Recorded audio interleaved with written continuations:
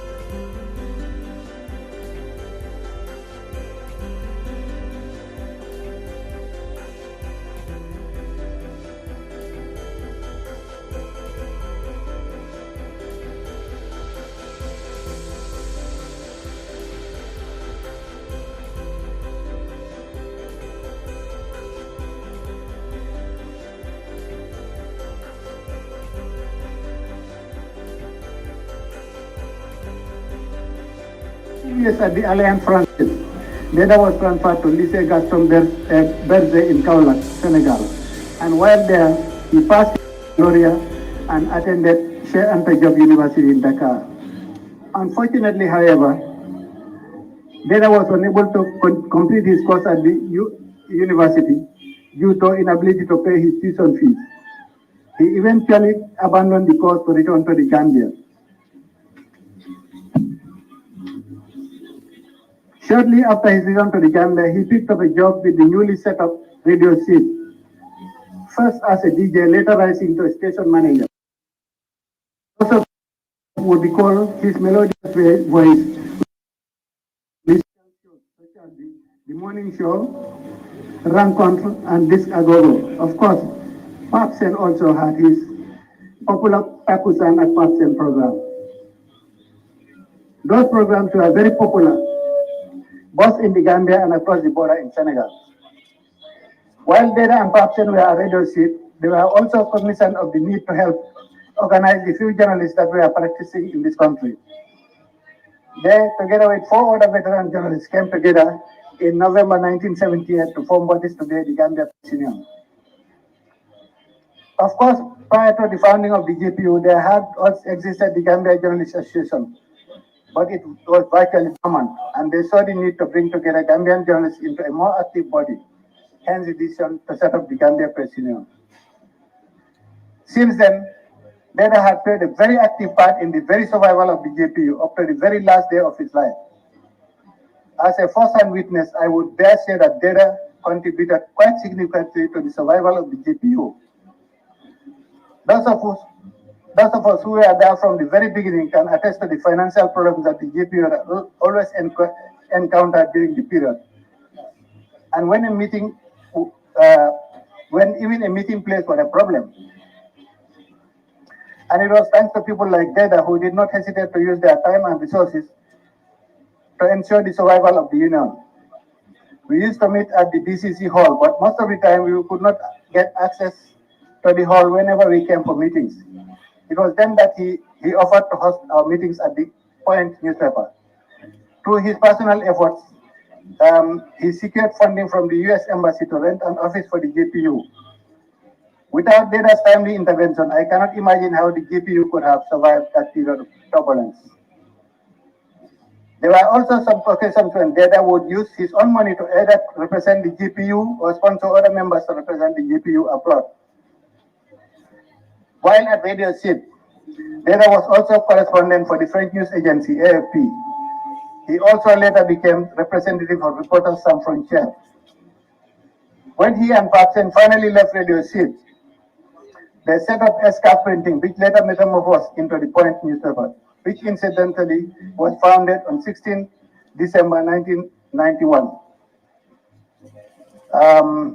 So I will use this opportunity to say happy birthday to the Point and to Uncle Patsen, who has just arrived. I've seen him. There was also, together with Patsen and Babukar Gay, members of the editorial board of the Senegambia Song. In addition to journalism, Deda was also quite active in socio-cultural activities such as the Fataleku Cultural Group, the Premier Lions Club, and World View the Gambia. He used to actively participate in all social activities. Deda was also quite active at the sub-regional level. He was a founder member of the West Africa Journalists Association, WAJA, being its first treasurer, as well as the Senegambia Journalists Association, which was set up during the Senegambia Confederation.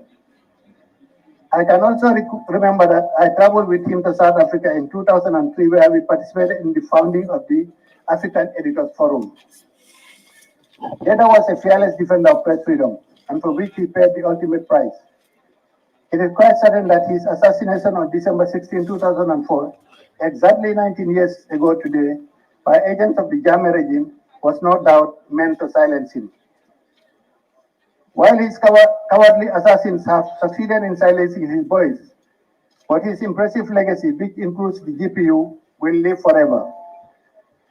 Therefore, Deda was an icon of press freedom to whom we Gambian journalists owe quite a lot for the freedom that we all take for granted today. I wish to thank you all for your kind attention. Thank you.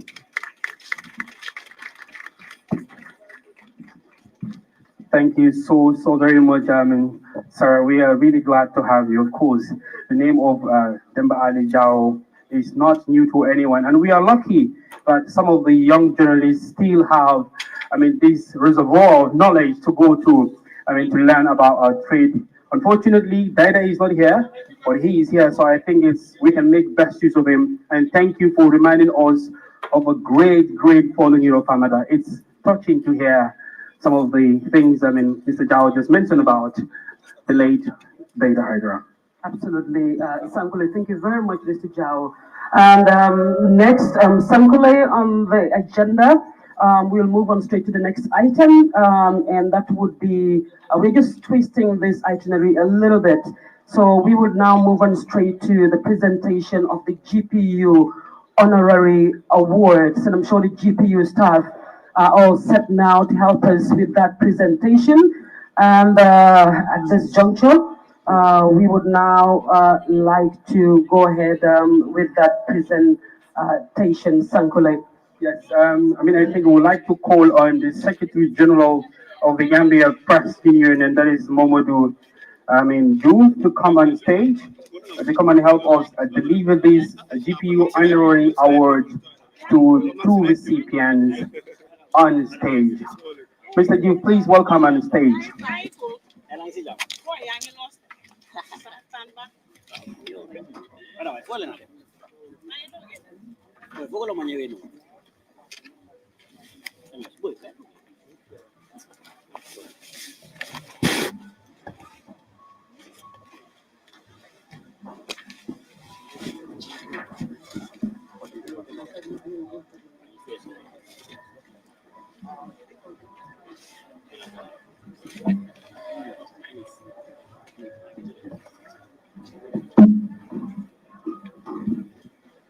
Good evening, ladies and gentlemen. Um, the the special awards by the Gambia Press Union are meant for individuals and institutions who have rendered selfless service to the GPU in promoting and protecting press freedom and freedom of expression in the Gambia.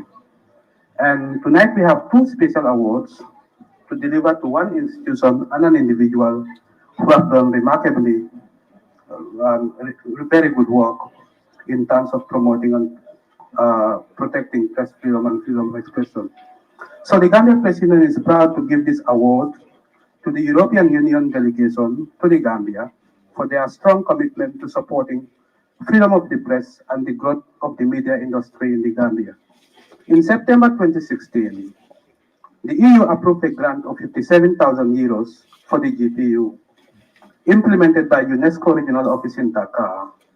And through this project, the Gambia President was able to revise and adjust the curriculum of the GPU School of Journalism to the UNESCO Model Curriculum for Journalism Studies in Africa. We were able to sponsor 4 senior level journalists to embark on a postgraduate studies in journalism at the London School of Journalism. And we also rolled out scholarships program for 30 students at the GPU School of Journalism, then, which is now referred to as the Media Academy for Journalism and Communications. Through that project, we are also able to sponsor the teaching of courses at certificate, diploma, and advanced diploma levels at the School of Journalism. And we are able to sign a memorandum of understanding with the University of the Gambia, where students from the GPU School of Journalism can transit to the university. And we were also able to conduct a total of 15 days of training on topics like web design, English language for journalists, and multimedia production. But before this, back in 2011, the GPU benefited from EU funding to build the capacity of journalists on the international standards of freedom of expression and the safety of journalists. That project was co-implemented with Article 19 West Africa under the Non-State Actors Strengthening Program. During the dictatorship, the EU was very instrumental in pushing for the respect for human rights, the rule of law, press freedom, and freedom of expression, and at some point, cutting budget support to the Gambia government over gross human rights violations. At the time, the EU also engaged the former Yahya Jammeh-led government through the ACP EU political dialogues under Article 8 of the Cotonou Agreement. Through this platform, the European Union proposed a 17-point reform plan for the Gambian government to adopt, including the revision of laws on freedom of expression, allowing the free operation of the independent media, and the revision of the criminal code that allow for the prosecution on the charges of sedition, libel, and false publication. The EU's ongoing work to protect journalists' rights has played a key role in creating a lively and responsible media scene in the Gambia, and a key part of their support in consolidation of democratic dispensation in the Gambia, the Court Project. This project will greatly improve the abilities of the Gambia Press Union, especially in making the media a more active in democratic processes. Through the Court Project, the EU will help train journalists on media ethics and share a code of conduct on ethical journalism, setting a benchmark for journalistic integrity. The EU's work in the Court Project also includes training on important topics like the inclusion of women in journalism, reporting carefully on conflicts, and legal awareness for journalists. These training sessions are essential in preparing our members to work in complex media settings. Furthermore, the EU's efforts in addressing issues like sexual harassment in the media demonstrate their commitment to creating a safer and more inclusive working environment for media professionals. Their efforts to build skills for the Media Council of the Gambia, which is a self-regulatory body established by the Gambia Press Union, improve our operations at the Gambia Press Union, especially in media monitoring, shows the EU's wide-ranging approach to developing the Gambian media. We are very thankful for the European Union partnership and ongoing support in creating a media environment in the Gambia that is open, fair, and follows good practices, good ethical practices, which is vital for our democracy to thrive. Ladies and gentlemen, please welcome on stage the EU Head of Cooperation, Ms. Enrica Pelacani, to receive the GPU's 2023 Hero of Press Freedom Award on behalf of the delegation of the European Union to the Gambia. I would call on the GPU President Mohamed Esba to present this award.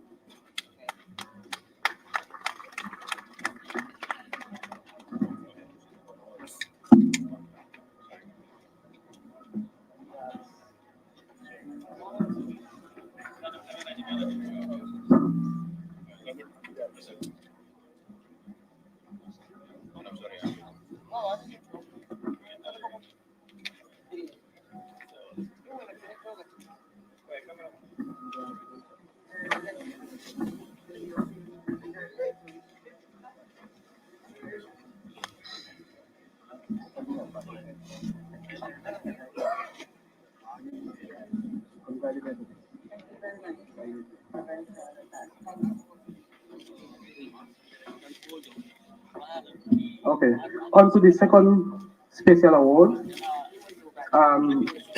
She's a journalist, an ardent defender of media freedom, free expression and opinion, a former president of the Gambia Press Union, also a former Secretary General of the Gambia Press Union. Throughout her journalism career, which started when she was a cub reporter at the Daily Observer in 1998, she has demonstrated a strong belief that a free and independent press is a vital element in any democracy, as it is a tool which enables citizens to hold their leaders to account and that it promotes socio-economic development. In her daily Women in Development from 1998 to 2000, she amplified women's voices and concerns to highlight institutional and systematic failures that are preventing Gambian women from taking their rightful place in society. Even though she didn't identify as an activist or a human rights defender at the time, she has this innate urge and intrinsic motivation to make women's voices heard and to increase their visibility. Women in Development column and Women Journalist Award in 2000. As early as June 1998, she learned about the human rights abuses, tortures, arrests, detentions, and deportations that journalists in the Gambia were subjected to, including the deportation of Kenneth Y. Best, who was the founder and proprietor of the Daily Observer newspaper. The arrest of Demba Ali Jawo, who was then news editor of the Daily Observer, and editor-in-chief Baba Gale Jallow, when they were called for questioning by the NIA, the National Intelligence Agency then, and the detention of journalist Giran Senghor for having written an article on the State House wall which collapsed, which she witnessed is an etch on her memory. As assistant editor, columnist, and later editor-in-chief of the Daily Observer from 2004 to 2005, she had the editorial independence and responsibility for the publication of the only daily newspaper in the Gambia at the time, not one for self-censorship. She published articles which generated public interest for their criticism of government or the private sector. Through the dint of hard work and a supportive and enabling environment, she encouraged reporters to write stories as factually as they could, leaving no room for opinion or comment. And with the support of her sub-editor, Malik Mbub, PK Jaju, she started pushing towards investigative stories. The killing of Deda Haidara, the proprietor and managing editor of the Point newspaper, on December 16, 2004, was the watershed moment of her career and brought her to the stark reality that speaking the truth is no panacea against persecution. Other journalists in and outside the country, like Deda Haidara, lost their lives for standing up and speaking the truth to power. Her stance on the death of Deda Haidara, who was an uncle, a mentor, and a role model, in spite of the friendly rivalry between the newspaper and the Daily Observer, led to a sequence of events that changed her life completely. She was suspended and eventually sacked from the Daily Observer for actions taken to seek answers for his assassination. This also led to her quick ascension within the Gambia Press Union. From 2005 to 2009, she was at the head of national and local activities to celebrate World Press Freedom Day, refusing categorically any participation outside the Gambia to ensure that the day was celebrated in grand style, yet not missing out on the solemnness of the event and using the assassination of Jeda Hydra as a focus of the event. As an exiled journalist from 2009 to 2016, but also an employee of the West Africa Journalists Association, WAJA, she ensured that all her energies were focused on organizing activities related to the safety of journalists in Africa. This was done in collaboration with key partners like her Malian host, the National Union of Journalists, and the Maison de la Presse in Mali. Other regional organizations like the Federation of African Journalists, of which she was elected as the first treasurer of the executive committee in 2008, and went on to serve another 3-year term. The African Editors Forum, for which Jeda Haidara was a founding member, and the International Federation of Journalists. At such occasions, she always put the plight of Gambian journalists and the state of the Gambia in the center stage. She also participated in high-level panels in New York, Addis Ababa, Johannesburg, Abuja, focusing on the safety of journalists in Africa. This was particularly difficult as exile was in terms of freedom of movement and having to make choices on where to go for safety reasons, and also sometimes the inability to access travel documents. In 2009, her colleagues, the GPU-6, which included the then GPU Secretary General Bayemin Toure, Vice President Sarata Jabi Diba, and Treasurer Pamadou Fall, the late, and also Samsar, the editor of the Fourier newspaper, and the Point newspaper's managing editor, and its editor, Ibrahim Sawane, were charged with sedition and criminal defamation of the president for a letter she wrote to President Jammeh over distasteful remarks he made on national television about the murdered Jeda Haidara. At the time of her detention, Sarata was the breastfeeding mom of an 8-month-old baby, Muhammad. She was not in the country at the time she wrote to Yahya Jammeh. When she expressed her desire to come back home, she was advised against this by legal luminaries who were her associates. They convinced her that she could play a more important role outside the country campaigning for the release of her colleagues. This paid dividends, for she was able to mobilize significant regional, continental, and international support from Amnesty International, Article 19, the Media Foundation for West Africa, the Open Society for West Africa, and others to highlight the precarious state of press freedom in the Gambia, to the ECOWAS Commission, the African Commission, and various entities working in and interested in press freedom in the Gambia. During that period, she was the face of the campaign for media freedom in the Gambia. This incident led to her exile from 2009 to 2017. Inconvenient as exile was for most, she is grateful that it has opened doors of opportunity for her in various ways, leading to a fulfilled career, including enhancing her public speaking capacity, acquisition of a second language, networking with high-level institutions and influential people in media, human rights, and governance sectors. In exile, she joined the Coalition for Change, the Gambia, set up by Dr. Amadou Skatret Jane, Matthew Jallo, and Famara Dampa, and others. The organization sought to bring an end to the entrenched dictatorship in the Gambia at the time. Not surprisingly, the CCG, as it was called then, ended up in conflict with the government. Skatret was arrested and charged with prison for having printed T-shirts with the slogan, "End Dictatorship Now," in May 2011. She, with Matthew Jallo and Famara Dampa, were also charged alongside Dr. Jane with prison. Instead of silencing her, the charges increased her determination to stand up and speak up for human rights, especially freedom of expression. And together with Banka Mane, Matthew Jallo, and others, they formed another coalition of diaspora civil society organizations known as the Civil Society Association Gambia. Post-Jame, she was able to come home to the Gambia as a special advisor to the then Minister of Information, Demba Ali Jawo, on media-related matters with a specific focus on reforms from 2017 to 2018, with support from Article 19. During this period, the numerous changes that were made enhanced the Ministry of Information then the position to catapult the Gambia from 146.5 or 145th position in 2016, which was the final year of the Yahya Jammeh tyranny, to 46 in 2023 in terms of press freedom ranking.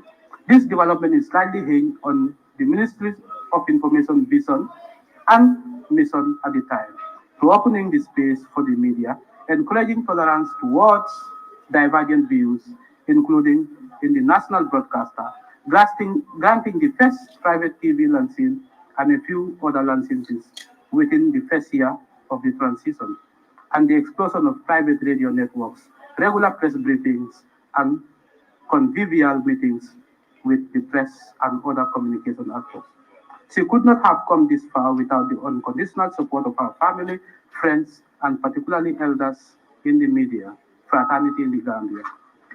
People like Cheno Jalo, Mr. Swaibu Konade, the late, Samsar, Deda Haidara, Papsen, Demba Ali Jawo, Baba Gale Jalo, and Serif Bojang, the provider of the Standard newspaper, for appointing her as editor-in-chief of the Daily Observer immediately after she graduated with a master's degree back in 2004. As the award ceremony coincides with the funeral of lawyer Anthony Akoto Ampao, who lived from April 1950 to 28 October 2023, who was a staunch supporter to her during her legal battles. His funeral is taking place in Accra today, where she has gone to attend, being the reason she couldn't come here to receive this award. And also that this particular special award coincided with the killing of Deda Haidara 19 years ago. She has decided to dedicate this award to the Ghanaian lawyer and Mr. Deda Haidara. Ladies and gentlemen, please give a round of applause for the GPU's 2023 Press Freedom Hero, Ms. Neita Fasose. This award will be received on her behalf by Mr. Demba Ali Jawo, who is a former president of the Gambia Press Union and also information minister.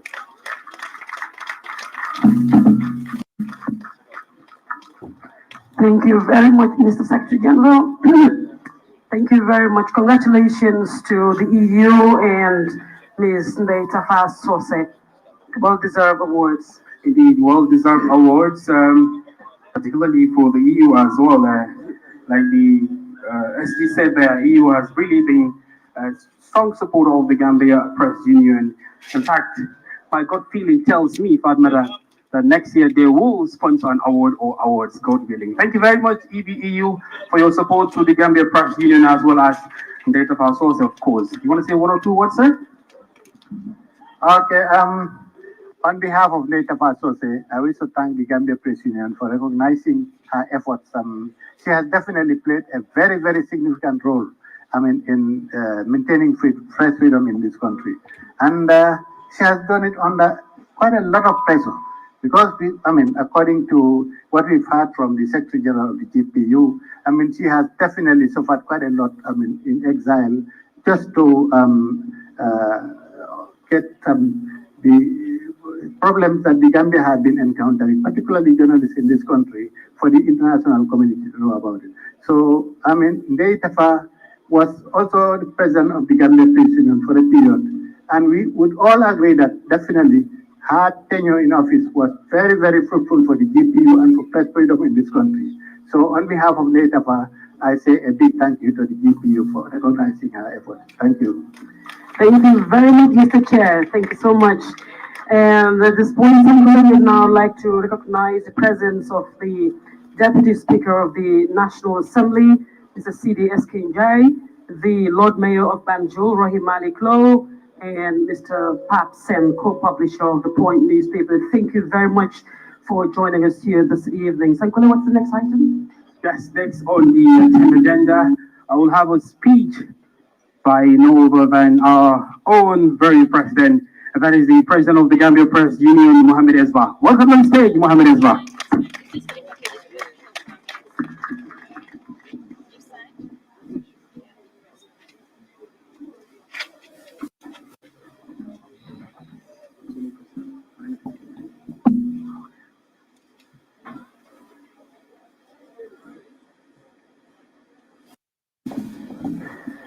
Good evening, Mr. and Madam Chair, with the nice outfit, and my brother as well. Good evening, Chair of the panel,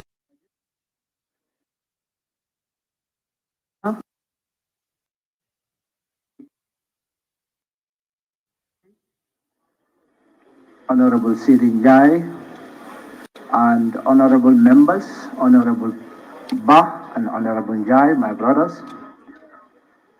The, the Minister of Information, the Lord Mayor of Banjo, members of the Diplomatic and Consular Corps, sponsors of the National Journalism Awards 2023, development partners, journalists, Uncle Pop Sen, Uncle Samsar, and other comrades who are here, senior comrades. And also, I would like to recognize the presence of the chairperson of the National Human Rights Commission, and Uncle DA as well, and my beautiful wife, Lady MS, the media, all award finalists and their guests, distinguished ladies and gentlemen. Good evening to you all. As the president of the Gambia Press Union, I am honored to address this important occasion for marking the 8th edition of the Gambia National Journalism Awards under the theme Breaking from the Past, Safeguarding the Principles of Press Freedom and Freedom of Expression. This year's event holds particular significance as it coincides with the commemoration of the late Deda Haidara's tragic assassination 19 years ago. Mr. Haidara dedicated his life to speak truth to power, advocating for a just society, embodying the values we hold dear in journalism. We acknowledge the progress made in press freedom and freedom of expression over the years, and we commend the government for the gains made, including the enactment of the Access to Information Law in 2021. It is heartening to note the collaborative efforts between the government, the Ministry of Information, the Gambia Press Union, and civil society to ensure the law's full implementation through the establishment of the Information Commission in early 2024. This development stems from the recommendations of the key stakeholder consultative forum initiated by the Ministry of Information.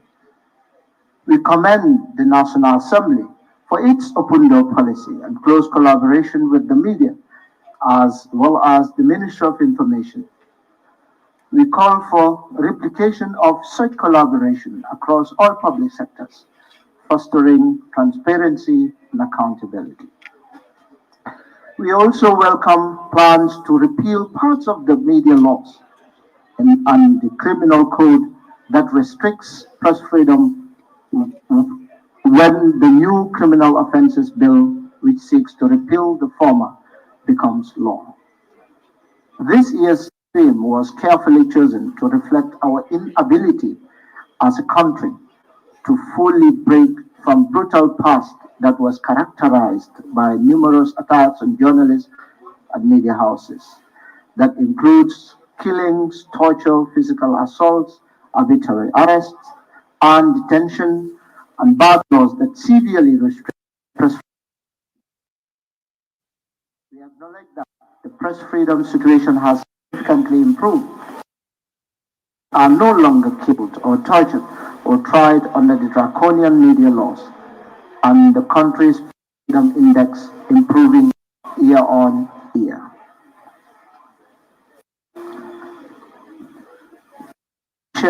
Madam Chair, however, a number of practices that enabled every dark chapter in Gambian media history have been resurfacing, manifested by that be and by some other actors. Recent alarming statement from senior political leaders, including the President of the Republic of the Gambia, against the media and civil rights advocates, that could largely affect press freedom and freedom of expression. There has also been arbitrary arrest and detention without charge of or trial against journalists, media workers, and civil rights advocates, and the seizing of their mobile phones. And an instance and accessing also information, accessing their accessories, that is the mobile phone, by state security apparatus. We have also witnessed physical attacks on journalists, mainly by police and political party activists from both the ruling and opposition parties, for which no one is held to account till date. Despite the fact that some of these cases are reported to the police, not a single investigation into these cases concluded, and no one has ever been prosecuted.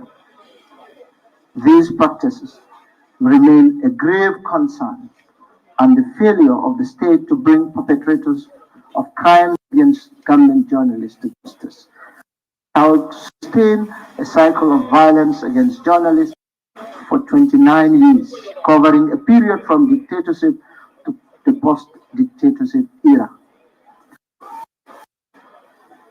While the victims of the grave dictatorship era crimes against journalists in the form of killings and forced disappearance and torture have yet to see justice, we are witnessing in recent times direct threats to the House administration.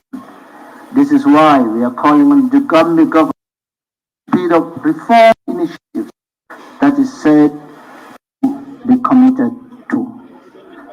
By implementing the recommendations of the Truth, Reconciliation and Reparation Commission, by repealing some of the existing media laws that have laid a foundation of structural causes of violence against the media and media workers, and to fulfill the never again mantra, promised commitment to prosecuting perpetrators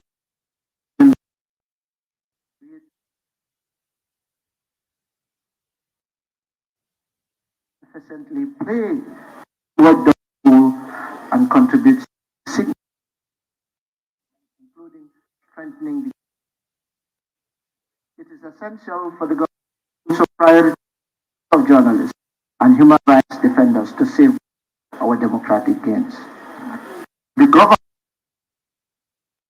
as a crucial pillar in democratic and good governance process, rather than viewing journalists as adversaries.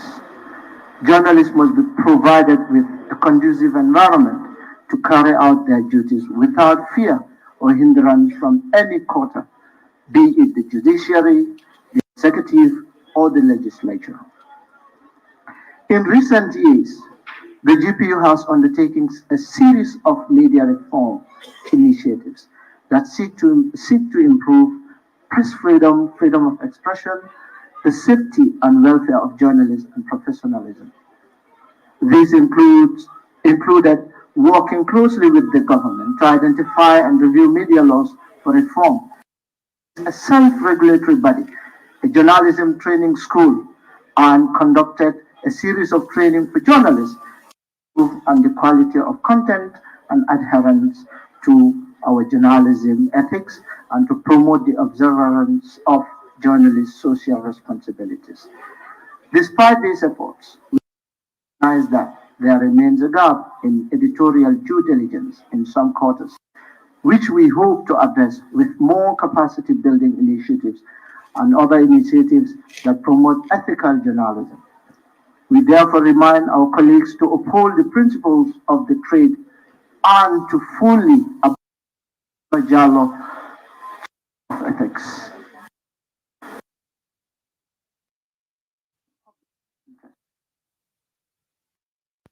By ensuring the dissemination of accurate, undiluted, and unbiased information. Mr. Chair, on another note, I express our commitment to securing a piece of land from the government for the construction of the Gambia Press Complex. After more than 40 years of existence, the Gambia Press Union is still struggling to get a land of its own to build a press complex that will house the GPU Secretariat. The Media Council of the Gambia, the Media Academy for Journalism and Communication, the GPU affiliates, and a home to more than 600 members of the union. Despite the efforts since 2017, these efforts were renewed in late 2022, and as of July 2023, the GPU completed necessary processes and met all necessary requirements to secure a plot of land from the government through the Ministry of Lands. However, our application is still pending approval. This delayed process of securing a land has cost the GPU about $8 million after a partner decided to withdraw from a funding promise that was tied to the GPU being able to provide proof of land ownership from the government. While we recognize that the decision to grant a plot of land does not lie in the hands of the GPU, we would like to implore on the Ministry of Lands to expedite this process because we have other partners who are ready to support the GPU building project. Mr. Chair, I wish to extend my gratitude to the Awards Committee chairperson for their outstanding work, the GPU board and staff for their unwavering support, and our partners for their continued commitment to the success of the National Journalism Award 2023. We hope for increased partnership next year to celebrate excellence in journalism. A special appreciation goes to the Deda Haidara family and the Point newspaper, Uncle Pasen, for their continued support to the awards year in, year out. We also thank the veteran journalists for their guidance and support to the GPU and its leadership. Let us continue to work together to uphold the principles of press freedom, freedom of expression, and democracy in our beloved nation. God bless our country, the Gambia. Thank you all for your kind attention. Thank you. Thank you very much, Mr. President. Thank you for your leadership. We appreciate it. All the chair panel judges, Mr. Famara Fofana on stage to deliver remarks on behalf of the judges committee.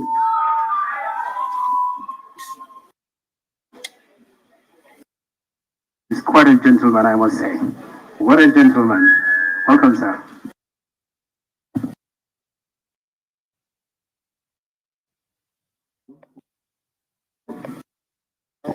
Welcome to the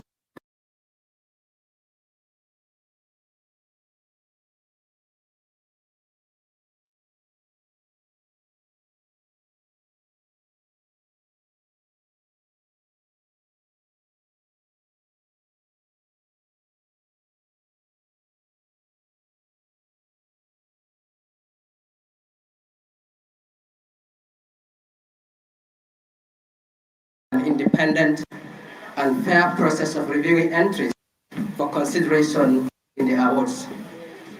In alignment with the terms of reference given to us by the GPU, we have every single entry, word by word, line by line, to ensure that justice is done to every story submitted for our review. And considering that we had more than 150 stories or entries to scour through, the process was not just taking and time-consuming, but one requiring a very delicate balancing act by virtue of the huge responsibility we had our professional commitment at our own levels. However, this was one huge responsibility we deeply relished and cherished from the get-go. This is because being accorded the opportunity to sit on the panel of for any country's high awards is a privilege and a sacred responsibility or duty anyone would embrace with pride. It is of trust and confidence, and for this, we are grateful to the leadership of the GPU and, of course, the entire National Press Corps. Now, to the question, how did we go about assessing the entries? What yardsticks were applied to arrive at the decisions we made? From the nominations to the declaration of the winners that will emerge here tonight. Ladies and gentlemen, allow me to say that it was both easy and tough. Easy because a journalistic product doesn't need to be advertised by the product owner for anyone to recognize and appreciate how good it is. Ours is an industry where the story is the one that sells itself to the consumer, that is the audience. No journalist needs a highly skilled PR guru to do their bidding for them, as long as the key ingredients and the fundamental tenets of the profession are observed in one's reportage. On the other hand, what made the work tough was not the sheer number of the various submissions, but rather the head-scratching decision of having to choose between two or, at most, three very good stories from a particular category.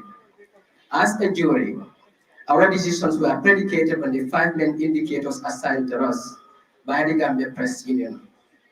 These are the newsworthiness and angling of the story, accuracy and factuality, style, grammar and presentation, originality of the report, and five, public benefit and impact.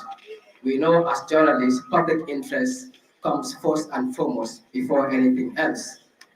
Distinguished ladies and gentlemen, allow me to buttress that each criterion was graded from a scale of 1 to 5, meaning the total and highest score for a given story would be 25. As jury members, every one of us individually rated and slated each entry accessed by us, after which we collated the 17 different categories by way of peer review. Given the guidelines and we had used in our assessment, and more fundamentally, our experiences as former editors coming from the realms of television, radio, print, and of course online, there weren't much variances in the way we approached and graded the stories. Where disparities occurred or in the event of a close call between certain entries, we were engaged in frank and open conversations to reconcile those calls for a final decision to be made. Also, I must underline that in addition to this course, the entries were equally benchmarked against ethical guidelines governing journalistic reporting, particularly migration reporting, reporting on children, gender-based violence, as well as stories dealing with crime, the courts, and elections, as encapsulated in the GPU Code of Conduct. Having taken you through the assessment and scoring process, let me now draw your attention to some takeaways we filtered from this year's entries. It is the jury's verdict that this year's submissions are a huge upgrade on the ones encountered in the recent past. There's no sugarcoating about that. There are significant improvements and boldness in the areas of story ideas or subject matters, as well as the ways the stories have been put across or narrated in case of television stories. One area of commendation is the use of data journalism in this year's entries. There was the use of highly interactive, statistically rich information in multiple stories by a couple of reporters to simplify what might have otherwise been complicated stories. In this age of information overload, the use of quantitative analysis in journalism, particularly in investigative journalism, medical and health reporting, is increasingly exponentially across the world. Figures and numbers are becoming as important as the letters we string together in the newsrooms to tell the story. Gone are the days when journalists would say, mathematics is not an area for us. This is the day of data journalism. The judging panel has also noted with delight huge improvements in the writing style of reporters. Oftentimes, some of us complain that Gambian journalists have not been immersed in the mundane style of he said, she added that, etc. As demonstrated in the entries, more and more journalists are exploring in-depth storytelling and features, allowing the audience to have a deeper understanding of the critical issues being discussed by a reporter. In terms of the award categories, the number of entries submitted under women's reporting was by far the largest, and these were not just stories by female reporters, but their male counterparts as well. This, in our view, points to an important step by the Gambian news organizations in beaming the light on the raft of issues confronting women and their success stories, including efforts to break the glass ceiling, thereby drawing the attention of people in charge of policy and, more importantly, helping to break the unequal perpetuation of power, as it is the case in this source. I'm talking about breaking the glass ceiling. I'm happy to report that out of the 14 categories for which nominations have been made, 11 have at least one female journalist shortlisted. That is close to about 80% of the total nominee count. This year, too, ladies and gentlemen, a good number of journalists have forayed into areas that haven't gotten the prominence they truly deserve in the past awards. While political bits have become the natural habitat for most of our reporters and editors over the years, migration and people trafficking, security, human rights, as well as children's reporting have taken center stage in this year's awards. These aren't just about the numbers, but the depth and overall quality of these stories are something we consider to be top notch. Political reporting was in the recent past largely about firefighting or ping pong between different political heavyweights, and also headlines like mass rallies. There appears to be a paradigm shift this time around. Political entries this year are more issue focused, with journalists delving into party manifestos, policies, and questions around equal representation and accountability. It must also be noted that this year's entries have done very well when it comes to backgrounders.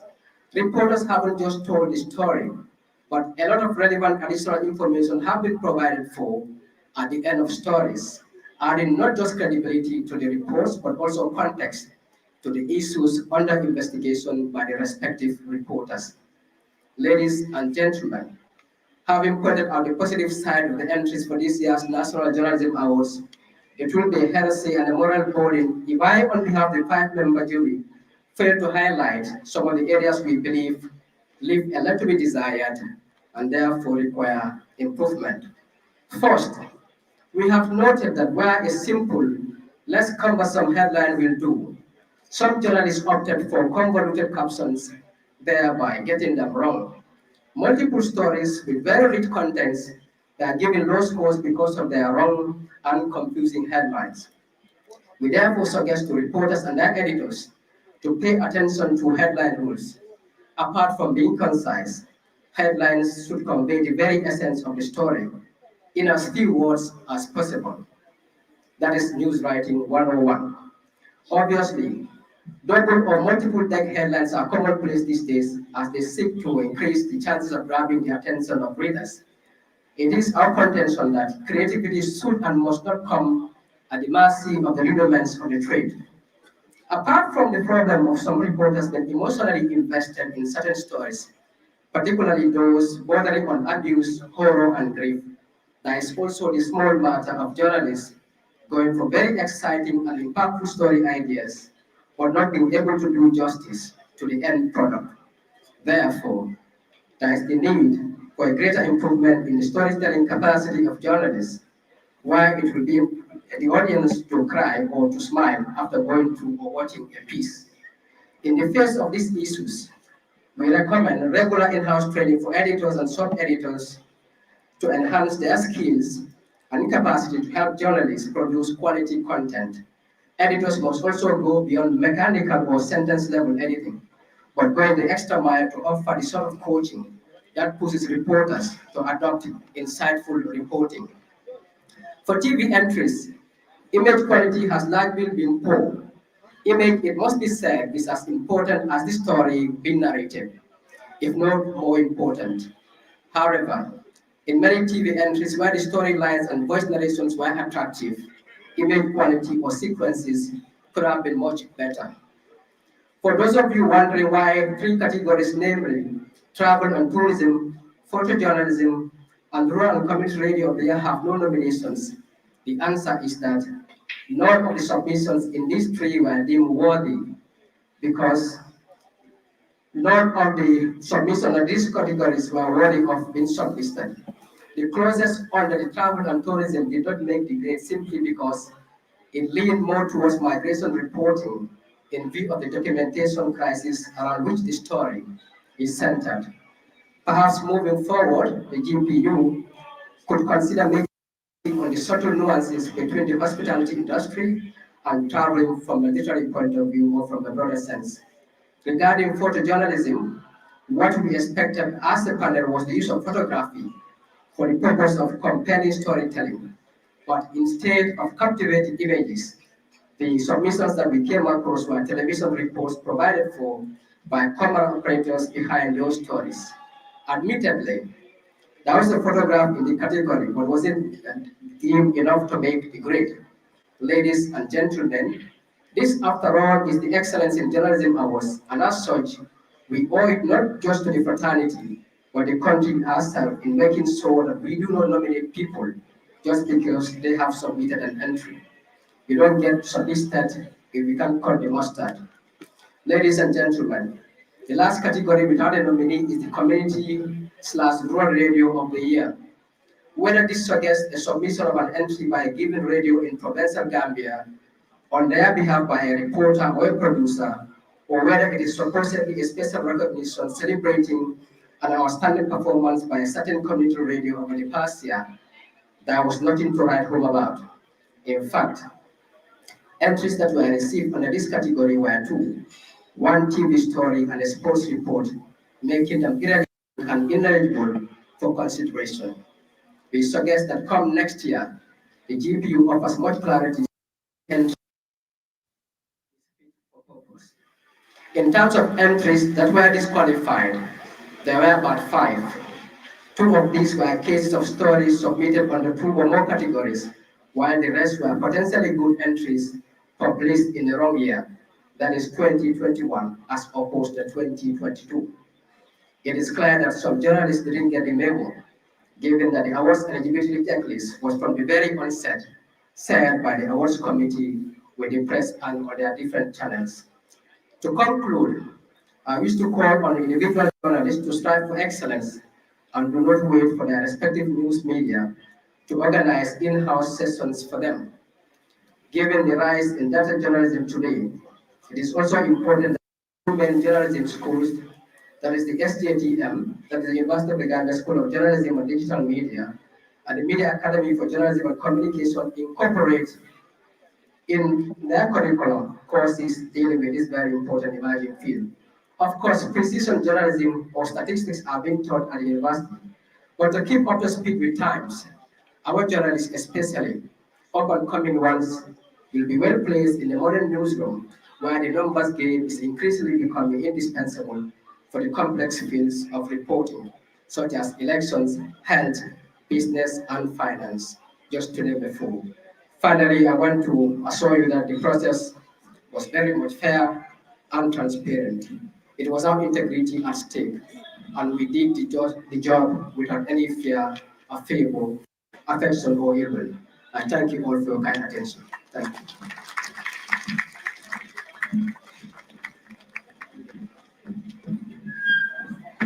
All right, ladies and gentlemen, let's put our hands together once again for our capable of cause, chairman of panel of judges. Hamada, that was a thorough explanation of the applications were treated until they got to where we are today. And next on the agenda, Hamada, was do we have coming on stage? We have the statement by the chair, the National Journalism Awards Committee, Ms. Isatun Keita. Ladies and gentlemen, please welcome Ms. Keita on stage. I must say we are in very few days for Ms. Keita and her team. They've not been sleeping. They've been working so hard to ensure this event is a success. We thank you, ma'am. Here's the mic. Well, thank you very much, Mr. Sampule Janko and Fatimata Sise for this. The Honorable Minister of Information, Honorable Lamin Bin Jamin, the Deputy Speaker of the National Assembly, Honorable Sidin Jai, members of the Diplomatic and Consular Corps, development partners, sponsors of the National Journalism Awards 2023, the GPU National Journalism Awards Committee, Chairman Panel of Judges, the GPU Board, Secretary General and Secretariat staff, media chief and veteran journalists, members of academia, civil society, and the media, all award finalists and their guests, distinguished ladies and gentlemen. I'll first of all say Alhamdulillah. I stand before you today with a heart full of gratitude and appreciation for the collective efforts that have brought us to this remarkable moment in the history of journalism in the great nation. The journey to organize the 8th National Journalism Awards has been one of challenges, perseverance, and eventual success. Just a few days ago, the shadow of doubt loomed over us, casting doubt on the realization of this event. Today, we enjoy in the glory of success, and I cannot help but express my sincere gratitude for the support that has brought us here. First and foremost, I extend heartfelt thanks to our invaluable partners, the Gambia Tourism Board, the Embassy of the People's Republic of China, the National Disaster Management Agency, UNIC Group, Child Fund, the Gambia Football Federation, the Gambia Revenue Authority, the Gambia Printing and Publishing Corporation. Ku yor du sa xat te quality jas na ñoo yor seen cumbukaay tur day uyu borom jas na pire sa ko bëggee fii si biir Gambia bi dawal foofu sa quality jas na your number one stop shop. Ana sama jigéen ñi dama bëgg ngeen jox ma seen nopp garmi yi ndaxte quality jas na amal nañ leen ay til yu toj daala pos abaya yu yiiw waaye it amal nañ leen ay boreda yu rafet boreda yoo xam ne pour góor ñi la ak pour jigéen ñi amal nañ leen body scrub yi nga xam ne nii dafay defar seen yaram bam nice waaye it fàttewuñ fa diw yi ana sama jeeg yu pare yi quality jas na amal nañ leen fa andi cuuraay yu neex house spray ak bépp xeetu baax pour seen biir néeg dama ne atum ren jii ku sa jëkkër mere ku ne yow la neex ndaxte quality jas na ñëw na si dëkk bi pour defar sëy yi makeup artist yi bàyyi leen gannaaw ñu ngi leen fa amal ay makeup product yu quality waxu leen léegi nii foofa sa Westfield jàkkaarloog monument bi wala nga jokkoo quality jas na si 250 01 24 ak quality jas na taaral sa bopp taaral sa néeg waaye it bégal sa alaaji aas.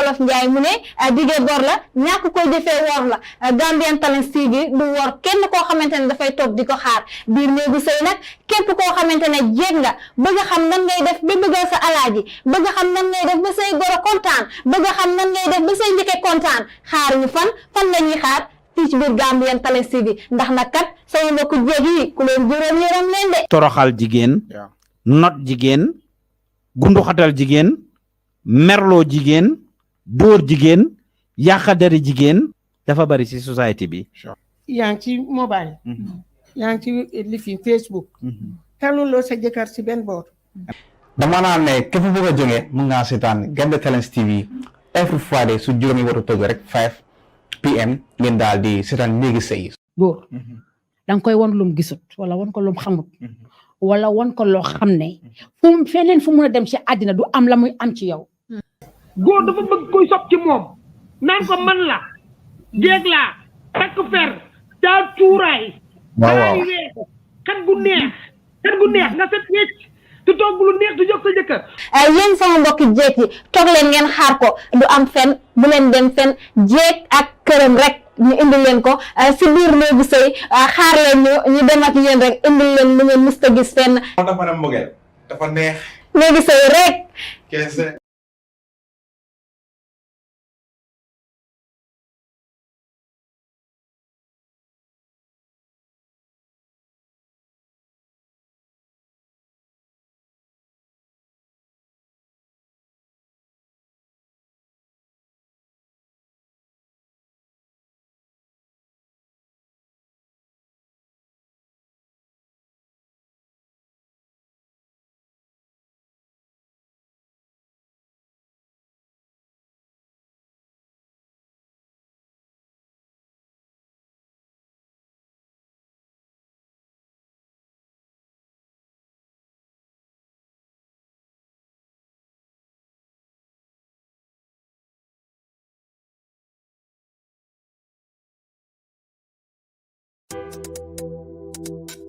ku yoddu sa xët te quality jas na ñoo yor seen cumbukaay tur day uyu borom jas na piir soo ko bëggee fii si biir Gambia bi dawal foofu sa quality jas na your number one stop shop ana sama jigéen ñi dama bëgg ngeen jox ma seen nopp garmi yi ndaxte quality jas na amal nañ leen ay til yu toj daala poos abaaya yu yiiw waaye it amal nañ leen ay boreda yu rafet boreda yoo xam ne pour góor ñi la ak pour jigéen ñi amal nañ leen body scrub yi nga xam ne nii dafay defar seen yaram bam nice waaye it fàttewuñ fa diw yi ana sama jeeg yu pare yi quality jas na amal nañ leen fa andi cuuraay yu neex house spray ak bépp xeetu baax pour seen biir néeg dama ne atum ren jii ku sa jëkkër mere ku ne yow la neex ndaxte quality jas na ñëw na si dëkk bi pour defar sëy yi make up artist yi bàyyi leen gannaaw ñu ngi leen fa amal ay make up product yu quality waxu leen léegi nii foofa sa Westfield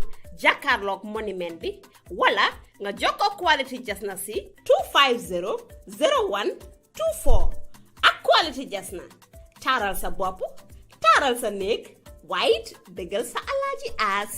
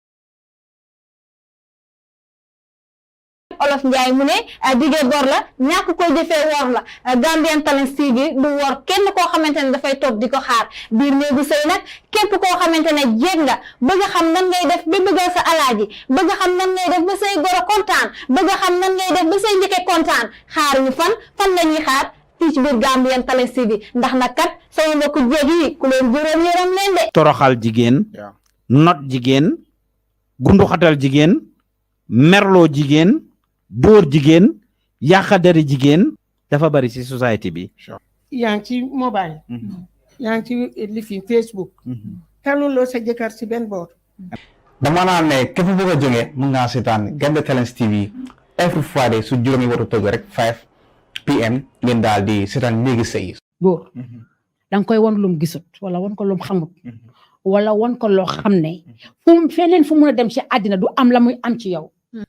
góor dafa bëgg kuy sopp ci moom naan ko man la jéeg laa takk fer daa tuuraay. waaw xet gu neex nga set wecc tu togg lu neex tu jox sa jëkkër. yéen sama mbokki jéeg yi toog leen ngeen xaar ko du am fen bu leen dem fen jéeg ak këram rek ñu indi leen ko si biir néegu sëy xaar leen ñu dem ak yéen rek indi leen lu ngeen mës a gis fenn. moo tax ma ne mbëggeel dafa neex. néegu sëy rek. kese.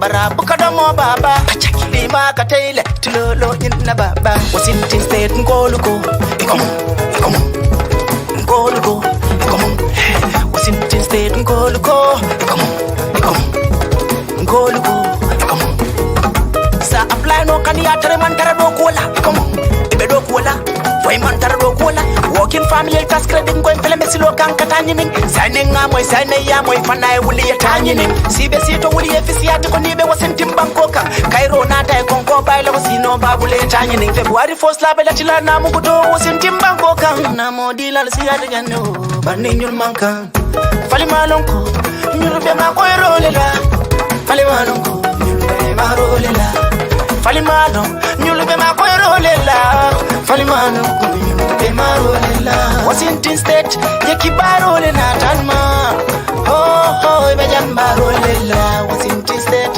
yekibaro le natalma be jambaro lela kodo kuladu na jambaro du malambalu ibato lela kodo kuladu na jambaro du malambalu ibato lela Washington West Africa sentankoli koleboy ikona a place in Minava working families that's craving sanyini ikona a place muna Minava working families that's craving sanyini manke don toro tiborola so ya tanyini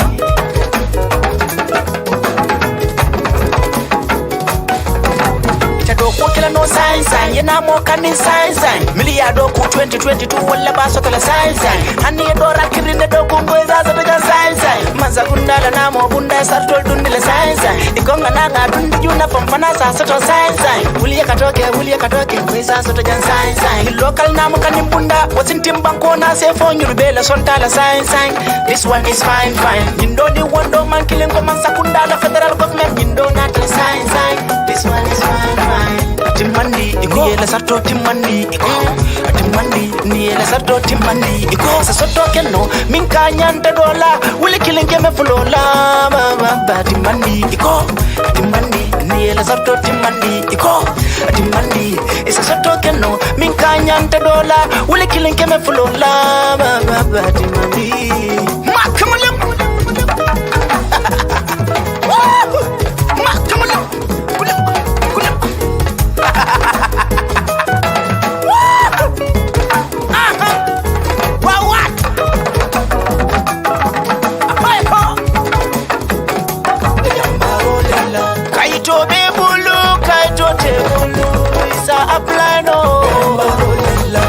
Kaito tebulu ima apply no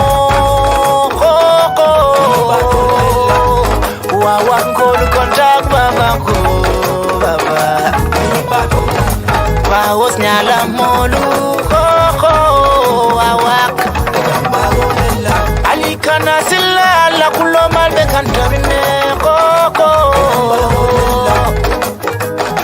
wawangolu mbana iba kulela alikana sila alikaja wawangolia wawangolia